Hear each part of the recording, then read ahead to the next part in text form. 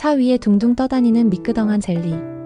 덩어리를 보면서도 건강해진다며 마시는 음료가 있다면 믿으시겠어요? 안녕하세요. 투더리군TV입니다. 오늘은 보기엔 좀 징그럽지만 마시면 몸에 좋다는 그 유명한 콤부차 이야기를 들려드릴 건데요. 정말 깜짝 놀랄 사실들이 가득해요. 먼저 충격적인 사실부터 하나 알려드릴게요. 콤부차 위에 떠다니는 그 젤리 같은 덩어리, 사실 수십억 마리의 미생물이 만든 거대한 매트 같은 거예요. 네, 맞습니다. 여러분이 마시는 차 안에서 수십억 마리의 미생물들이 파티를 벌이고 있다고 보시면 돼요. 이름하여 스코비, 즉 세균과 효모가 공생하는 거대한 미생물 도시 같은 거죠. 마치 여러분이 차 한 잔으로 외계 생명체를 기르고 있는 셈이에요. 더 재미있는 건 이 스코비가 계속 자란다는 거예요. 콤부차를 만들수록 위에 있는 덩어리가 점점 두꺼워지고 커져요. 어떤 사람들은 몇 년 동안 기른 스코비가 화분만해졌다면서 자랑하기도 하거든요. 거의 반려식물 키우는 수준이죠. 심지어 이름까지 지어주는 사람들도 있어요. 우리 스코비가 오늘따라 기분이 좋아 보인다면서요. 콤부차를 처음 보는 분들은 대부분 이런 반응을 보이죠. 저 위에 떠다니는 게 뭐야? 곰팡이 아냐? 맞습니다. 얼핏 보면 정말 뭔가 잘못된 것 같아 보이거든요. 하지만 바로 그 징그러워 보이는 덩어리야말로 콤부차의 마법이 시작되는 곳이에요. 사실 콤부차의 역사는 생각보다 훨씬 오래됐어요. 무려 2000년 전 중국 만주 지역에서 시작됐다고 하니 우리 조상들이 삼국시대를 살아갈 때부터 있었던 음료라는 뜻이에요. 그런데 여기서 정말 흥미로운 점은 당시 중국 사람들이 이 발효차를 어떻게 발견했느냐는 거예요. 전설에 따르면 어느 중국 황제의 차 담당 관리가 실수로 차를 며칠 동안 방치해뒀는데 그 위에 이상한 막이 생긴 걸 발견했대요. 보통 같으면 버렸겠지만 호기심 많은 그 관리가 맛을 봤더니 의외로 새콤달콤하고 기분이 좋아지더라는 거예요. 그래서 황제에게 바쳤고 황제가 마셔보니 몸이 가벼워지고 활력이 넘치더라며 극찬했다고 해요. 실수가 만들어낸 역사적 발견인 셈이죠. 더 재미있는 건 콤부차에 얽힌 다른 전설들이에요. 일본에서는 어느 임금님이 심한 위장병을 앓고 있었는데 콤부라는 이름의 조선 의사가 이 신비로운 차를 가져와서 완치시켰다는 이야기가 있어요. 그래서 콤부차가 됐다는 설인데 정말이라면 우리나라 의사가 일본 왕을 고친 셈이니 뭔가 뿌듯하기도 하고요.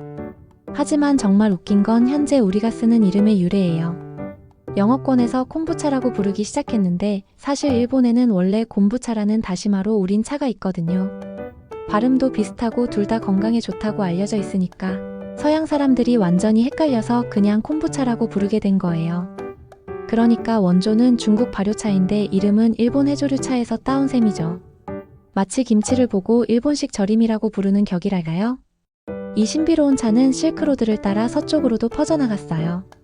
19세기 말쯤 러시아에 도착했을 때는 차버섯이라는 이름으로 불렸는데 정말 적절한 네이밍이었죠.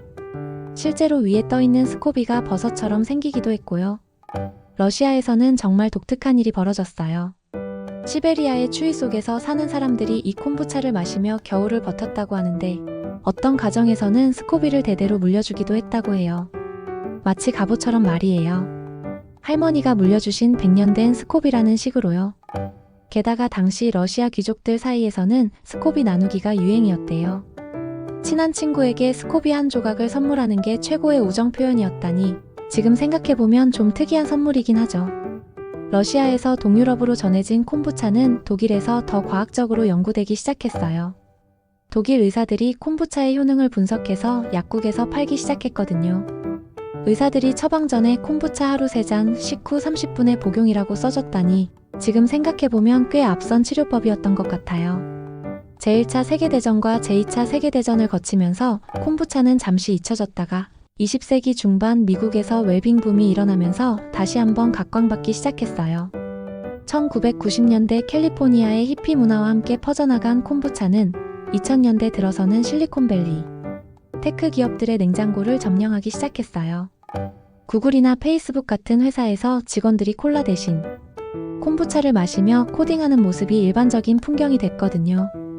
요즘은 여기서 한 발 더 나아가서 알코올을 넣은 하드 콤부차까지 나왔어요. 맥주 대신 마시는 건강한 술이라고 해야 할까요? 술 마시면서도 장 건강 챙긴다는 새로운 개념이죠. 심지어 콤부차 칵테일을 파는 바도 생겼어요. 오늘은 콤부차 모히토로 한잔할까? 라는 말이 자연스러운 시대가 온 거예요. 콤부차가 이렇게 인기를 끄는 이유 중 하나는 맛의 다양성이에요.